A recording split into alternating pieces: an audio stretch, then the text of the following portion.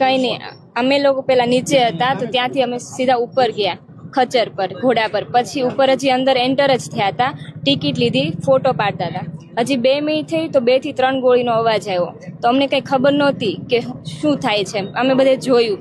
પછી અચાનક જ પાછળ, અમારી પાછળની સાઈડથી સાવ નજીકથી જ 2 થી 3 આતંકવાદી આવ્યા અને સીધી ફાયરિંગ કરવા લાગ્યા. કોઈને બી મારવા, અમને કોઈને પૂછતા એવું નથી જોયું કે કઈ એને પૂછે છે તમારો ધર્મ કે એવું, મેં તો નથી જોયું. અમને પેલા એવું લાગ્યું કે આર્મી વાળા છે. ફાયરિંગ થતી હતી તો અમને એમ થયું કે એ આર્મી વાળા છે. જોયું તો એ કોઈને બી મારવા લાગ્યા હતા અને કઈ બીજું કઈ પૂછતા નહોતા. અને કોઈ આર્મી વાળું કે કોઈ સિક્યોરિટી ત્યાં હતી જ નહીં.